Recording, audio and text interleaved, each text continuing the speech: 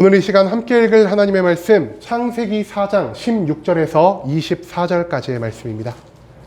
구약 성경 5페이지 창세기 4장 16절에서 24절까지의 말씀, 여러분들을 대표해 제가 읽도록 하겠습니다. 창세기 4장 16절 말씀부터 읽도록 하겠습니다. 가인이 여호와 앞을 떠나서 에덴 동쪽 놋 땅에 거주하더니 아내와 동침함에 그가 임신하여 에녹을 낳은지라. 가인이 성을 쌓고 그의 아들의 이름으로 성을 이름하여 에녹이라 하니라. 에녹이 이랏을 낳고 이랏은 무후야엘을 낳고 무후야엘은 무드사엘을 낳고 무드사엘은 라멕을 낳았더라. 라멕이 두 아내를 맞이하였으니 하나의 이름은 아다요 하나의 이름은 실라였더라. 아다는 야발을 낳았으니 그는 장막에 거주하며 가축을 치는 자의 조상이 되었고 그의 아우의 이름은 유발이니 그는 수금과 퉁소를 잡는 모든 자의 조상이 되었으며 실라는 두발가인을 낳았으니 그는 구리와 쇠로 여러 가지 기구를 만드는 자요 두발가인의 노인은 나아마였더라. 라멕이 아내들에게 이르되 아다와 실라여 내 목소리를 들으라. 라멕의 아내들이여 내 말을 들으라. 나의 상처로 말미암아 내가 사람을 죽였고 나의 상하로 말미암아 소년을 죽였도다. 가인을 위하여는 벌이 7배일진데 라멕을 위하여는 벌이 77배리로다 하였더라. 아멘. 네, 오늘 이 시간 우리는 홀로 서려는 자의 역사라는 제목을 갖고 오늘 우리가 읽은 하나님의 말씀 함께 나누는 시간 갖도록 하겠습니다. 여러분, 성경 말씀을 볼 때마다 성경에 있는 모든 부분에서 우리가 배울 수 있는 공통적인 한 가지의 주제가 있습니다. 그 주제 무엇이냐? 바로 하나님과 동행하는 자들은 이 동행하는 삶 가운데에서 참된 행복을 누릴 수가 있다는 것이고요. 그와 반대로 하나님을 떠나 하나님 바깥에서 살아가는 자들에게는 오직 사망과 심판만이 남겨져 있다는 것을 우리는 성경 속에 있는 모든 말씀을 통해서 항상 배우고 듣고 깨닫고 있습니다. 그런데요, 앞서도 우리가 말씀드렸지만 정말 우리의 이런 지식대로 우리가 사는 세상 가운데에서 우리의 모든 삶이 항상 기쁨과 평강과 충만한 축복으로 넘쳐나는 것을 여러분들 경험하고 있으십니까? 그리스도를 믿고 살아감에도 불구하고 우리가 세상 가운데에서 실패를 맞이할 수도 있고요. 세상 가운데에서 핍박을 받을 수도 있고요. 세상의 많은 사람들에게 무시를 당하거나 고난을 받을 수도 있다는 것을 여기 앉아 계신 모든 분들은 이미 너무나 많이 경험하고 계실 줄 믿습니다. 하지만 그와 반대로 하나님 바깥에서 살아가는 이 사람들, 항상 실패와 저주와 심판과 고통 가운데 살아갈까요? 그렇지만도 않다라는 것이죠.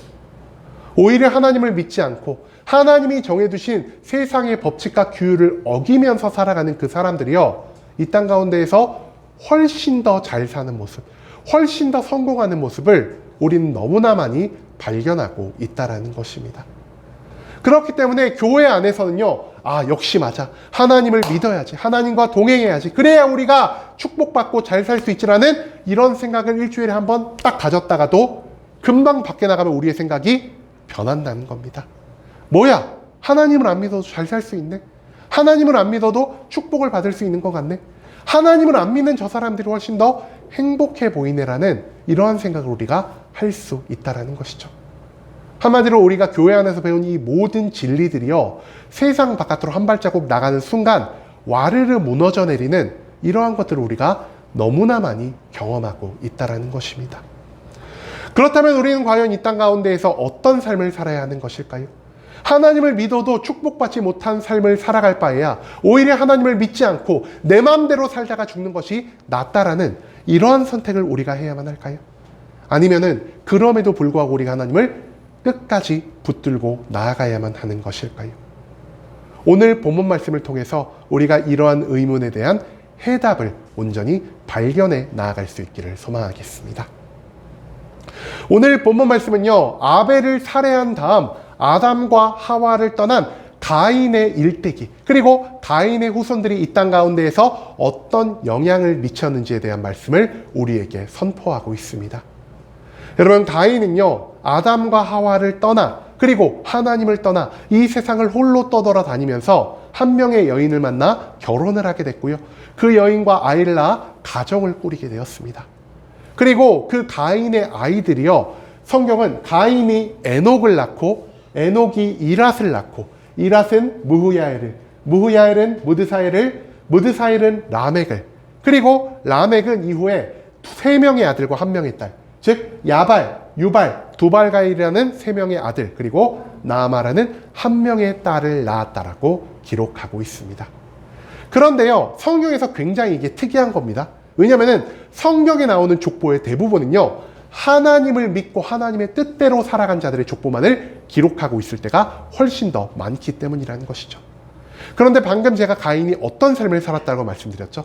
아벨을 죽인 다음에 아담과 하와만을 떠난 것이 아니라 하나님을 떠나 살아갔던 가인의 일생이라고 말씀을 드렸습니다. 한마디로 하나님을 떠나 살아간 자들 중에 이처럼 많은 족보를 가지고 내려오는 이러한 내용을요, 성경에서 좀처럼 찾아보기 힘들다라는 것이죠. 또한 오늘 말씀에서 우리가 핵심적으로 봐야 할 것 누구냐? 바로 라멕의 후예들이라는 것입니다. 라멕은 총 3명의 아들과 1명의 딸을 낳았는데요. 이 3명의 아들과 1명의 딸이 모두 인간 세상의 역사를 진보시키는 데 있어, 인간 세상의 문화와 기술을 발전시키는 데 있어서 아담과 하와의 또 다른 아들, 셋의 후예들보다 훨씬 더 많은 역할을 했다라는 것을 성경 말씀은 우리에게 가르쳐주고 있다는 것입니다. 그렇기 때문에 우리는 오늘 먼저 야발, 유발, 두발가인, 나아마, 이 사람들이 이 땅의 역사 가운데 어떤 진보를 만들어내었는지를 알아본 다음, 이 4명을 키운 라멕이라는 사람이 과연 이 땅 가운데에서 어떤 삶을 살았길래 이런 4명의 자식들을 통해 세상에 놀라운 변화를 가져왔는지를 함께 알아보는 시간을 갖고자 합니다. 먼저 우리가 가인을 좀 잠깐 짚고 넘어가기를 원합니다. 가인은 어떤 사람이었습니까? 가인은 성경 가운데에서 처음으로 사람이 사람의 손으로 살인을 저지른 성경 속 첫 번째 살인자였습니다. 또한 오늘 본문 말씀에서 우리가 가인의 또 한 가지 위대한 일을 발견할 수 있는데요. 가인이 무엇을 했다라고 성경이 기록하고 있냐? 인간 역사 가운데 처음으로 성을 쌓았다라고 성경은 기록하고 있다는 것입니다. 그런데요, 왜 가인이 세상을 떠돌아다니며 가족을 만든 다음 자기 아들의 이름으로 성을 쌓게 된 것일까요? 여러분, 성이 왜 필요할까요? 그렇죠? 외부의 침입으로부터 나를 온전히 보호하기 위해 필요한 것이 성이라는 것입니다. 그 당시 인간은요, 몸을 따뜻하게 방어할 수 있는 것들, 그리고 외부의 침략에서 적을 물리칠 수 있는 그런 충분한 기술력과 충분한 능력이 없는 자였습니다. 그렇기 때문에 이 땅 가운데 살아가는 인간들에게 반드시 필요한 것 무엇이었을까요? 집이었을까요? 집보다 더 중요한 게 있습니다. 바로 하나님의 보호하심이 필요했다는 겁니다. 그런데요, 가인은요, 하나님의 보호 바깥에서 살아가는 자였습니다. 그렇기 때문에 이 세상의 험악한 자연과 나를 위협할 수 있는 야생 동물에게서, 그리고 이 땅에서 나를 공격할 수 있는 또 다른 수많은 사람들에게서 나의 몸을 지켜야 할 필요성을 느꼈다라는 것이죠. 어떻게 하면 내가 나의 몸을 잘 보호할 수 있을까?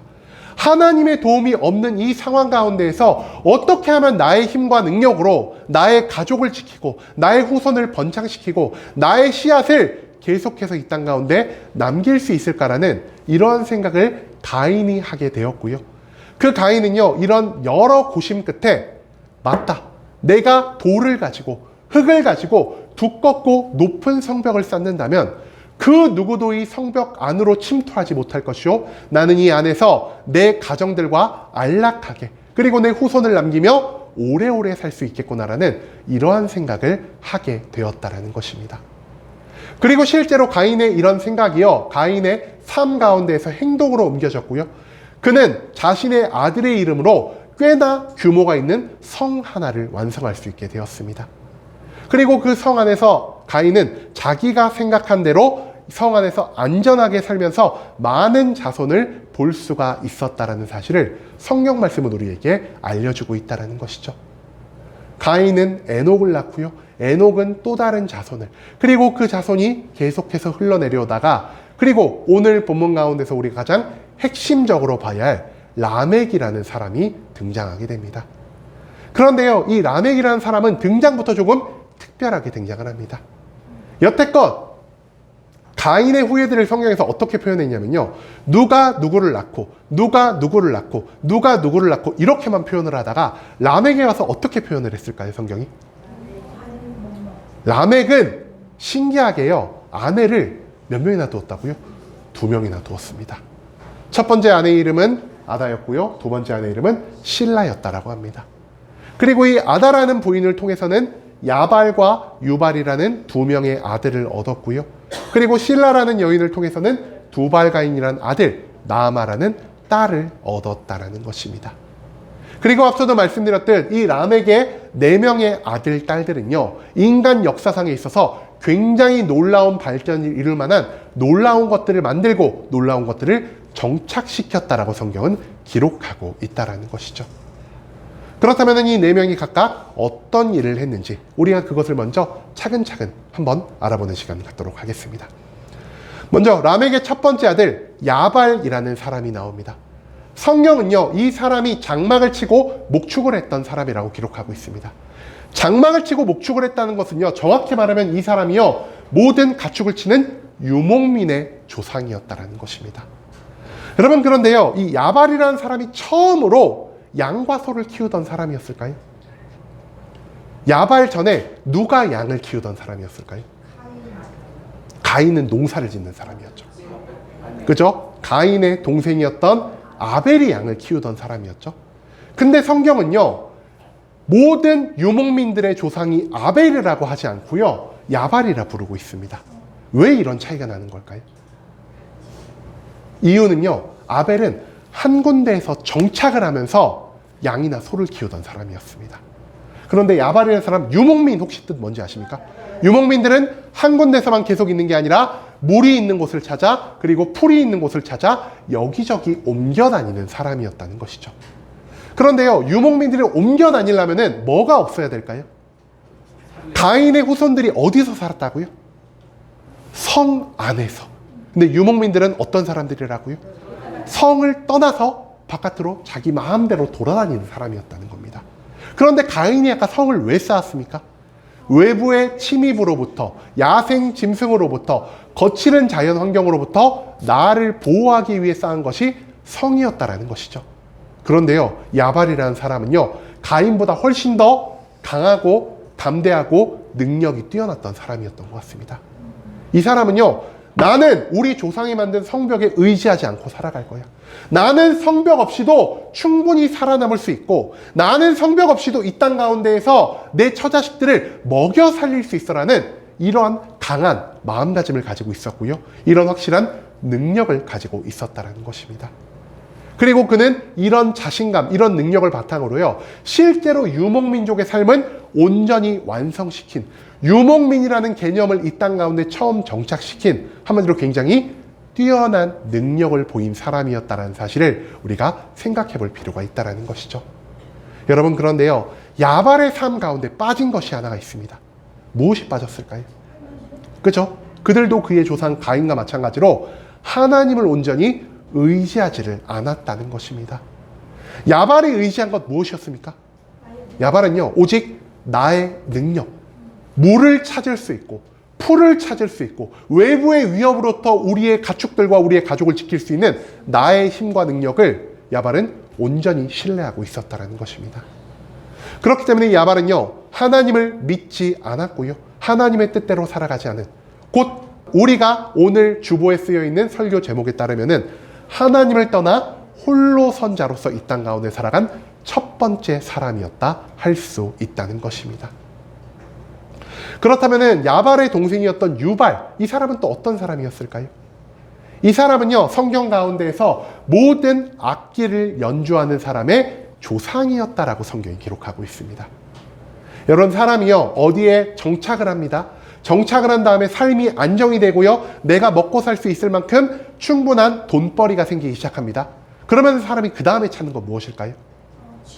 그죠? 취미생활. 누구는 탁구를 요즘 취미에 빠지셔가지고 탁구를 신나게 치시고요, 누구는 음악을 좋아하시고, 누구는 또 게임하는 거, 누구는 얘기하는 거, 이렇게 자기의 취향에 따라 즐거움의 거리를 찾고 있다는 것입니다. 그런데요, 즐거움거리가 있으려면 오락이라는 게 있어야 되고요. 오락거리가 있으려면 문화가 만들어져야 된다는 겁니다. 그런데요, 이 문화 가운데에서 항상 빠질 수 없는 한 가지, 그게 무엇이냐? 바로 음악이라는 것입니다. 여러분, 이 음악을 통해서 사람은요, 개인적인 즐거움을 누릴 수 있고요. 음악을 통해서 사람들과 많이 어울려서 모두가 한 마음 한 뜻으로 한 가지의 노래를 부르며 모두의 공동체의 마음을 모으는 축제를 벌일 수가 있고요. 하나님 또는 하나님 외의 다른 신에게 예배나 제사를 올릴 수 있는 종교적 의식을 거행할 수 있는 기틀을 마련해 놓았다라는 것입니다. 한마디로 이 유발이라는 사람은요, 인간 세상에 그동안 존재하지 않던 악기란 것을 만들므로 인해서 인간에게 처음으로 기쁨과 즐거움이 무엇인지, 문화생활이 무엇인지, 오락이 무엇인지를 처음으로 가르쳐준 사람이라는 것입니다. 여러분, 그런데요, 이 유발이라는 사람 가운데 빠진 것이 또 하나가 있습니다. 그것이 무엇일까요? 앞서도 말씀하신 것과 마찬가지로 하나님과 함께하는 것이 빠졌다는 것입니다. 여러분, 우리 인간들은요, 언제 가장 큰 기쁨을 누려야 할까요? 우리는요, 어떤 분이 말씀해 주신 것처럼 하나님과 함께 동행하는 삶 가운데에서 매일매일 최고의 기쁨을 누려야만 합니다. 그런데요, 이 유발이라는 사람, 하나님을 의지하지도 않았고 하나님을 믿지도 않았습니다. 그렇기 때문에 이 사람들은요, 하나님과 멀리 떨어져서 그동안 즐거움이 뭔지 모르고 살았다는 거죠. 그런데 이 사람이 어디에서 즐거움을 찾기 시작했다라고요?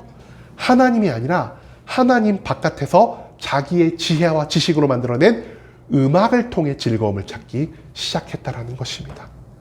한마디로 그는 인간의 방법으로 문화를 발달시킨 자고요. 인간의 방법으로 즐거움을 추구하기 시작한 이러한 모습을 보였다라는 것이죠. 그렇기 때문에 유발이라는 사람도 그의 형 야발과 마찬가지로 하나님의 도움을 필요로 하지 않는 사람이었고요.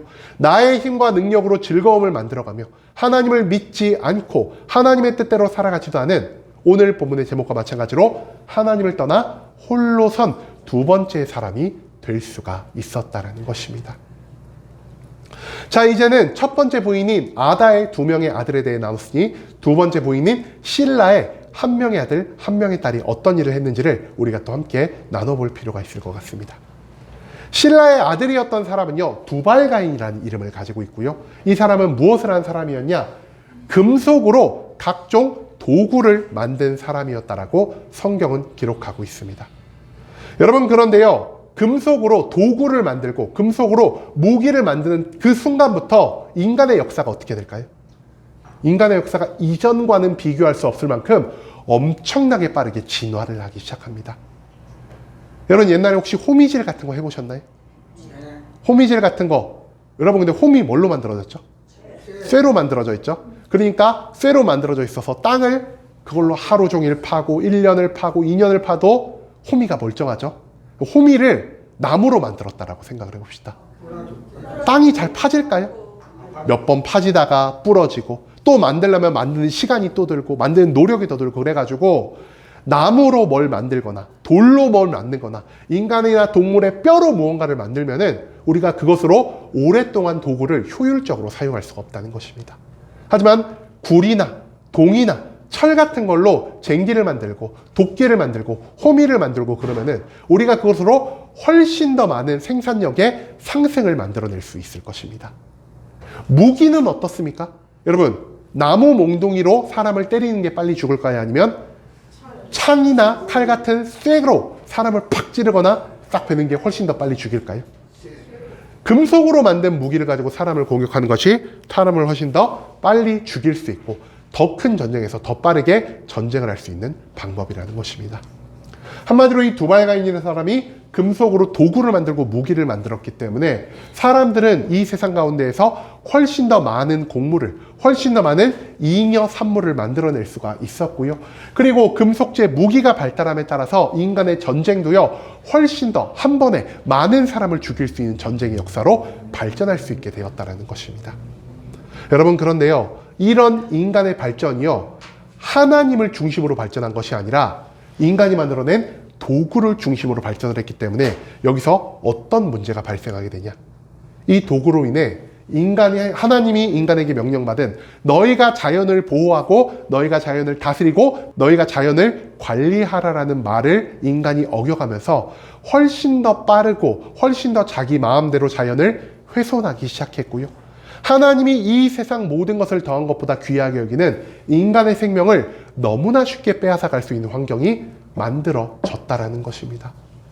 여러분, 에덴 동산에서는요, 금속으로 만든 칼이 없었고 에덴 동산에서는 금속으로 만든 도끼나 쟁기가 없었어도 많은 사람들이 마음껏 먹고 마음껏 마시며 마음껏 기뻐하며 살아갈 수가 있었습니다. 하지만 인간이 하나님과 함께하지 않으며 내 나름대로의 방법으로 내 나름대로의 지식과 능력으로 인간의 문명을 발달시키다 보니까 자연을 파괴하고 생명을 죽이는 이런 죄악들과 함께 인간의 역사가 진보하게 되었다라는 것을 우리가 여기서 또한 찾아볼 수 있게 된다라는 것이죠. 이 두발가인도요, 그의 형제들과 마찬가지로 하나님의 도움을 필요로 하지 않는 사람이었습니다. 그렇기 때문에 그 또한 하나님을 믿지 않았고요, 하나님의 뜻대로 살아가지 않았고요, 이 사람은 하나님을 떠나 홀로 선 세 번째 사람으로서 성경 가운데 이름을 올릴 수 있게 되었다라는 것이죠. 그리고 이제 마지막으로 우리가 누구만 남았죠? 람에게 딸 나아마라는 사람만 남았습니다. 이 사람이 굉장히 독특합니다. 보통 성경에는요, 남자의 이름만 나옵니다. 그런데 이 나아마라는 여자는요, 성경 족보에 등장하는 누구의 딸 가운데는 처음으로 이름이 등장하는 여자를 알 수 있겠습니다. 한마디로 이 여자가 인류 역사상 굉장히 놀라운 무언가 하나를 만들었기 때문에 성경에서 이 여자의 이름을 처음으로 등장시켰다는 것을 우리가 추측을 해볼 수가 있다는 것이죠. 그런데요, 앞서와 달리 나아마가 어떤 일을 했는지 성경은 정확하게 기록하고 있지 않습니다.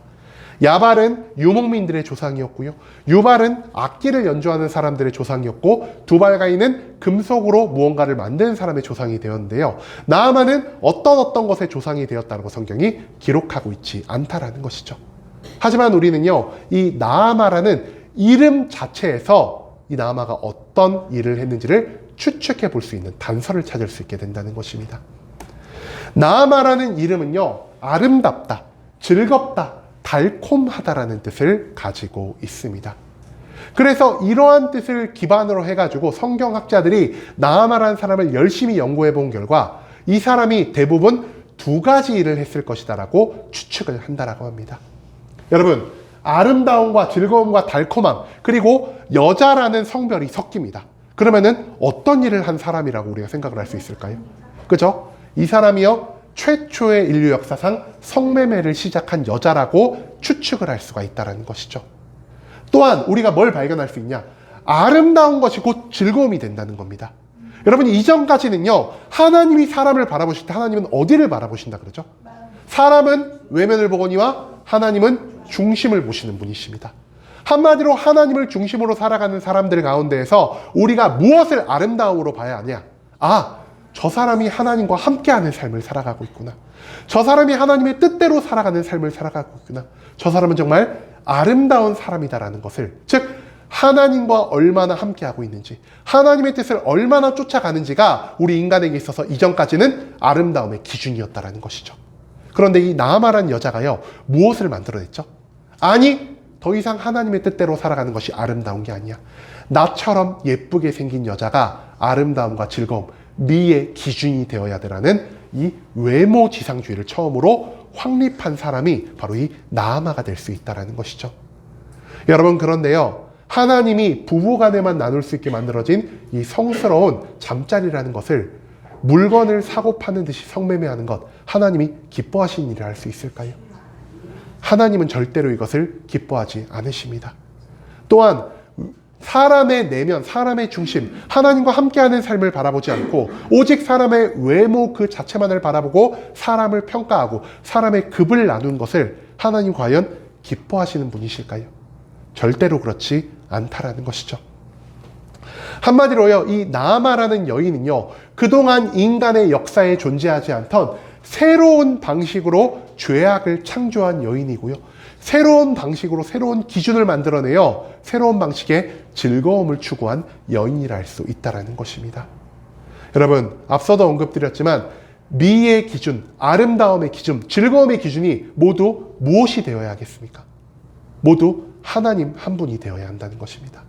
하지만 이 나아마라는 여인은요, 하나님을 중심으로 기쁨과 아름다움을 찾지 않고 나의 외모를 중심으로 하나님이 인간에게 선물로 준 이 남자와 여자의 잠자리란 것을 즐거움으로 만들어낸, 즉 하나님의 도움을 필요로 하지 않고 내 스스로가 또 다른 방식으로 즐거움과 관점을 만들고 살아간 이러한 여인이 되었다라는 것입니다. 그렇기 때문에 이 나아마라는 여자도요, 하나님을 믿지도 않았고요, 하나님의 뜻대로 살아가지도 않았고요, 하나님을 떠나 홀로선 네 번째 사람이 될 수가 있었다라는 사실을 오늘 본문 말씀은 우리에게 알려주고 있다는 것입니다. 여러분, 그런데요, 이 세 명의 아들과 한 명의 딸의 공통점이 있습니다. 그죠? 하나님을 믿지 않았는데요, 그거 말고 또 다른 공통점이 하나 있습니다. 이 사람들이 모두 누구의 아들, 딸이었다고요? 라멕의 아들, 딸이었다는 것입니다. 그러면 우리가 이거를 한번 생각할 수 있지 않을까요? 야, 저 사람의 부모는 누군데 저렇게 뛰어난 아들, 딸들을 키워냈대? 우리가 이런 말을 종종 많이 하지 않겠습니까?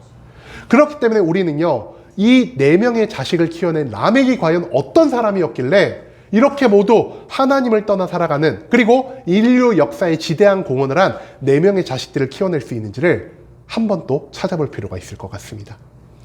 성경에서 라멕의 특징을 크게 세 가지로 언급하고 있습니다. 그 중에 첫 번째 특징 무엇이냐? 우리가 앞서 나눈 것 같이 라멕은 몇 명의 부인을 두었다고요? 총 2명의 부인을 얻으며 살아갔다라고 성경은 기록하고 있습니다. 그런데요, 하나님이 남자에게, 여자에게 2명의 남편을 둬라라고 말씀하신 적이 있으실까요? 하나님은요, 단 한 번도 그런 말씀을 하지 않으셨습니다. 즉, 라멕은요, 하나님의 명령을 정면으로 거부하는 모습을 보인 첫 번째 사람이었다는 것이죠. 하나님이 창세기 2장 24절에 아담과 하와를 창조하신 후 어떤 말씀을 남기셨습니까? 이러므로 남자가 부모를 떠나 그의 아내에 합하여 몇 명이서 한 몸을 이룰지라고요? 둘이 한 몸을 이룰지라. 하나님 안에서 결혼 질서라는 것은요, 한 명의 남자와 한 명의 여자가 만나서 평생 둘이 한 몸을 이루고 영원히 헤어지지 않고 살아가는 것, 그것이 바로 하나님이 원하시는 창조 질서라는 것이죠. 그런데 라멕이 몇 명의 아내를 두었다고요? 그것도 한 아내가 죽은 다음에 또 다른 아내를 둔 게 아니라 동시에 2명의 아내를 두었다라고 성경이 기록하고 있습니다. 그런데요, 이 라멕이라는 사람이 왜 동시에 2명의 부인을 두었을까요? 첫 번째 이유 무엇이냐? 남자들은 다 좋아할 만한 이유입니다. 첫 번째 뭐냐? 내 욕망을 채우기 위해서. 한 명의 여자랑 살아도 좋은데 2명의 여자랑 살면 얼마나 좋을까? 이래가지고 내 육신의 욕망을 채우기 위해서 이 라멕이라는 사람은 2명의 여자와 동시에 결혼을 했다는 겁니다. 그런데요, 단순히 내 육신의 욕망만을 채우기 위해서 라멕이 2명의 여자와 결혼한 건 아닙니다. 앞서 누가 말씀하신 것처럼 이 당시에 있어서 내 씨를 더 많이 남기기 위해서 어떤 게 필요했을까요? 그죠? 많은 자식을 낳아야 했다는 겁니다. 그렇기 때문에 이 라멕이라는 사람은요, 한 명의 부인에게서 여러 자식을 얻는 것보다 2명의 부인에게서 여러 자식을 얻는 것이 내 씨를 더 오랫동안 남길 수 있는 방법이 되지 않을까라는 이러한 생각을 했다는 것입니다. 그런데 여러분, 우리는 알고 있습니다. 우리 태문을 열어주시는 분은 누구죠? 사람이 아니라 하나님이라는 거죠. 한마디로 라멕의 이런 생각은요, 라멕이라는 사람 또한 그의 아들, 딸과 마찬가지로 하나님을 온전히 의지하지 않았던 사람이라는 것을 단편적으로 보여주는 사실이 될 수 있다는 것이죠. 그런데요, 라멕이 2명의 부인을 얻음으로 인해서 이 세상에 한 가지 큰 문제점이 생겼습니다. 어떤 문제가 생겼을까요? 결혼하면 부인이 둘 얻어도 되나 보다. 물론 그렇게 생각하는 사람도 있겠죠. 근데요, 남자 입장에서 큰일이 하나 생겼습니다. 라멕이 2명의 여자를 데려가는 바람에 나머지 1명의 남자는 부인을 얻을 수 있는 기회를 놓쳤다는 겁니다. 한마디로 라멕이 한 행동은 뭐냐? 자기의 욕망만 채운 게 아니라 타인의 희생을 만들어낸 행동이었다는 것입니다. 내가 2명의 여자를 가짐으로 인해서 1명은 평생 결혼하지 못하고 평생 자신의 후손을 남기지 못하고 쓸쓸하게 죽어갈 수밖에 없었다는 것이죠. 한마디로 라멕은요, 자기의 욕망을 위해서는 타인의 희생을 아무렇지 않게 생각하는 사람이었다는 것을 우리가 이 말씀 가운데에서 찾아볼 수 있게 된다는 것입니다. 두 번째로 라멕은 어떤 사람이었냐? 라멕을 설명하는 말 중에 라멕이 자기 부인에게 이렇게 말했다라고 합니다. 나의 부인들이여, 나의 상처로 인해서 나는 사람을 죽였소라고 말입니다. 이 말이 조금 이해하기 힘들 수도 있습니다. 이 말을 조금 더 쉽게 풀이하자면 어떻게 되냐? 저 사람이 나한테 해코지를 해서 나는 저 사람을 죽여버렸어가 되는 겁니다. 저 사람이 내 팔에 상처를 냈으니까 나는 저 사람의 팔을 잘라버리겠어. 이런 무시무시한 복수와 심판을 나타내는 것이 상처로 말미암아 사람을 죽였다는 말이 될 수 있다는 것이죠.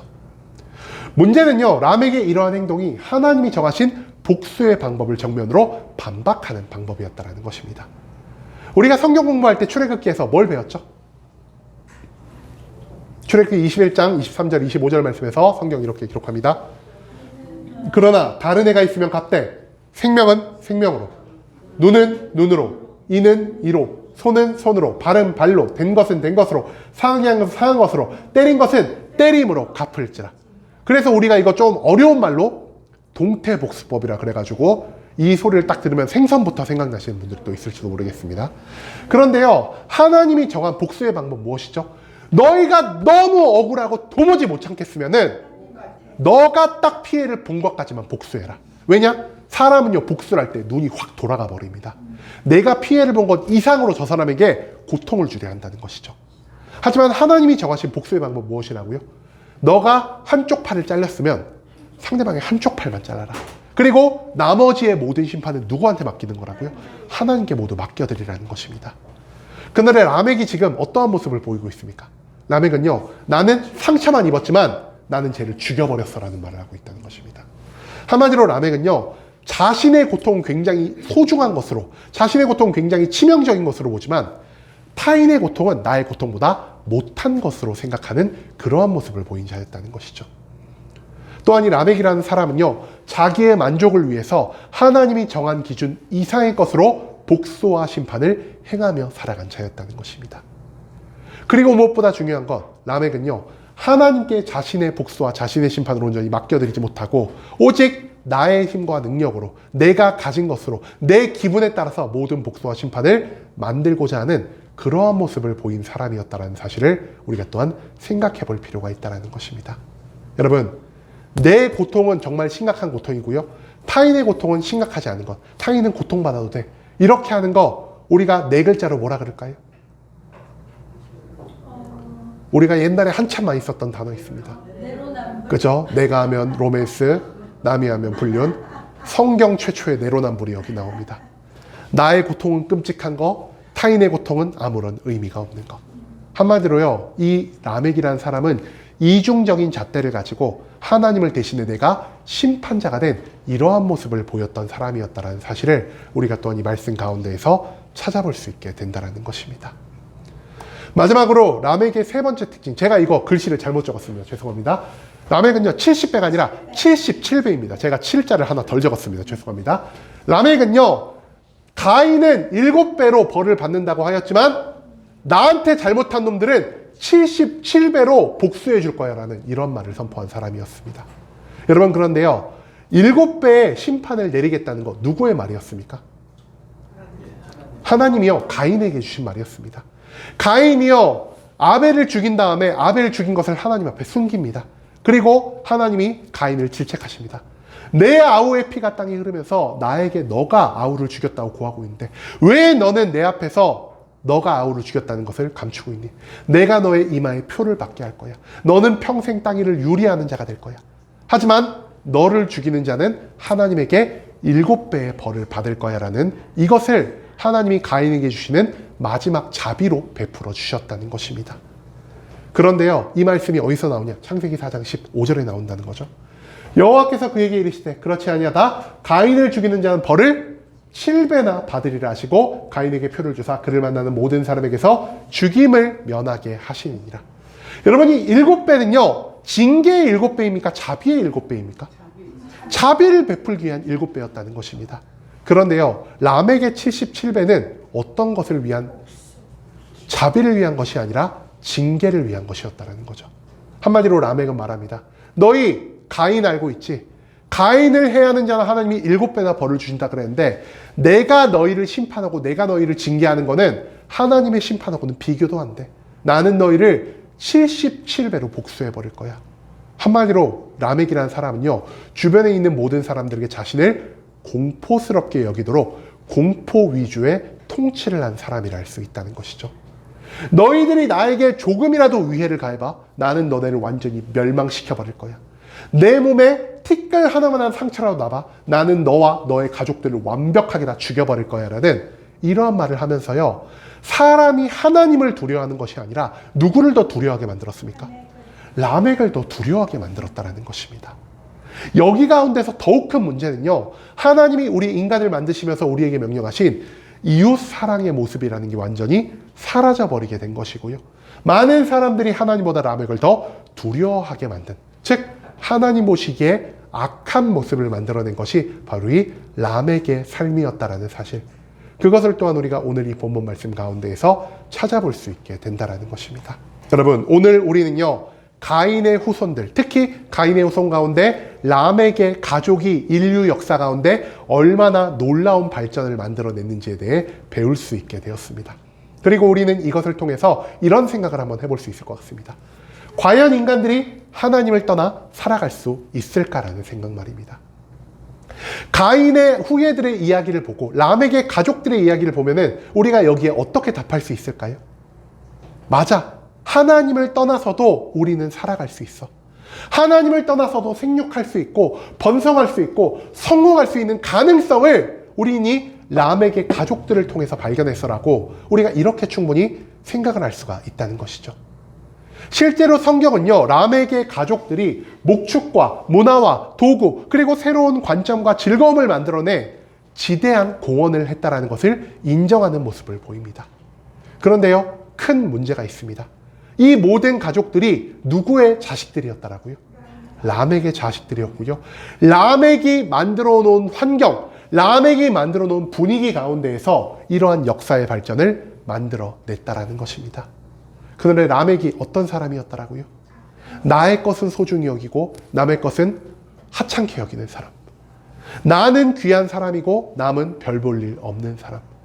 그리고 나의 욕망을 위해서 타인의 것을 쉽게 희생시킬 수 있는 사람이 바로 이 라멕이었다라는 것입니다. 한마디로 가인의 후손들이 이룬 인류의 역사 진보, 가인의 후손들이 이룬 문화의 발전은요, 나와 내 가족을 위해 내 주변에 있는 사람들을 모두 희생시키는 방법으로 완성되어 갔다라는 사실을 우리가 이 말씀 가운데에서 반드시 기억해야만 한다라는 것입니다.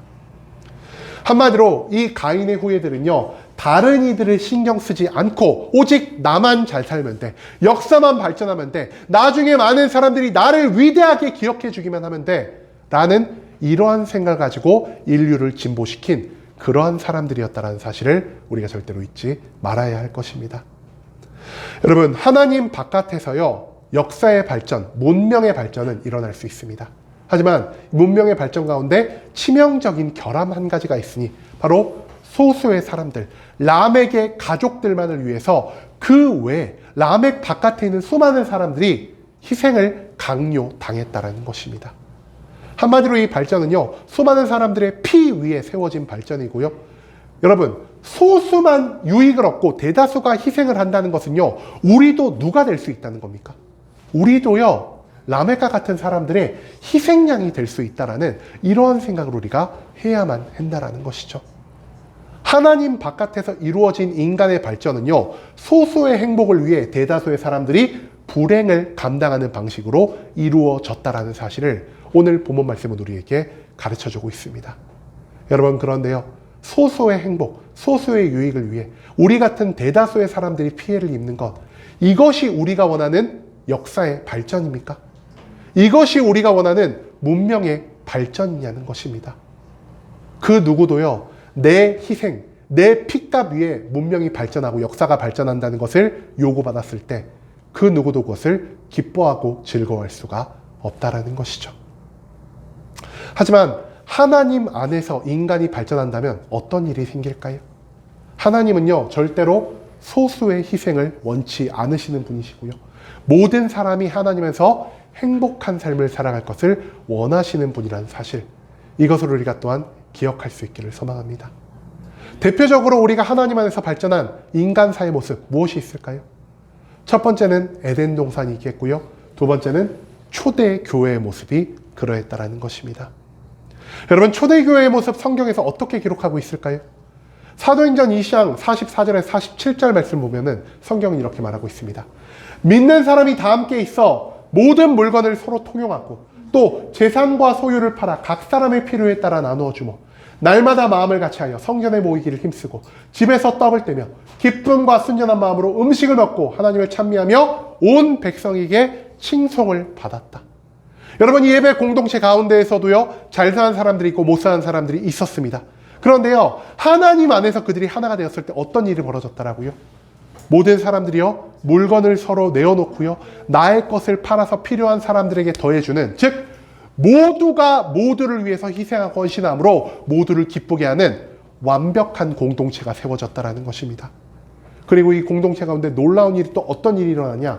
모두가 기쁨과 순전한 마음, 한마디로 그 어떤 사람도요, 내가 희생하고 내가 헌신하는 것을 강제로 하거나 억지로 하지 않았다는 것입니다. 자발적인 마음으로 기쁨과 즐거운 마음으로 했더니 또 어떤 일이 일어나죠? 음식을 먹고, 한마디로 먹을 것에 부족함이 없어졌다는 겁니다. 그 다음에 또 그들이 무엇을 하죠? 하나님을 찬미하기 시작합니다. 하나님이 만들어 놓은 역사, 하나님이 만들어 놓은 공동체, 하나님이 완성하신 문명의 발전 가운데에서는 항상 하나님을 향한 영광의 찬양이 멈추지 않는다는 사실을 우리가 또한 찾아볼 수 있다는 것이죠. 그리고 마지막으로요, 우리가 여기에 집중을 해야 합니다. 온 백성에게 칭송을 받았다. 많은 사람들이요, 초대교회의 모습을 보고 내가 사는 세상은 많은 사람들이 희생을 하고 소수의 사람들만 유익을 보는데 저 예배 공동체에는 모두가 똑같이 나누고 모두가 똑같이 즐거워하고 모두가 똑같이 행복해하며 모두가 똑같이 하나님께 영광을 올리구나라는 사실을 세상 사람들이 발견했고요. 세상 사람들이 그 하나님 안에 살아가는 모든 사람들을 칭송하였다라고 성경은 기록하고 있다라는 것입니다. 여러분, 우리가 원하는 역사와 문화의 발전은 어떤 모습입니까? 하나님을 떠나서 내가 알지 못하는 소수의 사람들을 위해서 내 삶의 많은 부분을 강압적으로 희생하는 그러한 삶을 기뻐하는 자는 이 땅 가운데 단 한 명도 존재하지 않을 것입니다. 하지만 홀로 서는 자의 역사를 선택하며 하나님을 벗어난 자들은요, 이런 강압적인 희생의 삶, 내가 희생자가 될 수도 있다는 삶을 매일매일 감당하며 살아가야 한다는 사실을 우리가 또한 잊지 않을 수 있기를 소망합니다. 이제는 인간의 힘으로 완성되는 문화와 역사가 수많은 핏값, 수많은 희생양이 필요하다는 사실을 기억하며 타인의 희생이 아닌 오직 하나님 안에서 하나님의 뜻과 계획 안에서 모두가 행복을 누리며 역사와 문화를 성장시키며 나아갈 수 있는 순복음 함께하는 교회 모든 성도님들이 될 수 있길 간절한 마음으로 소망하겠습니다.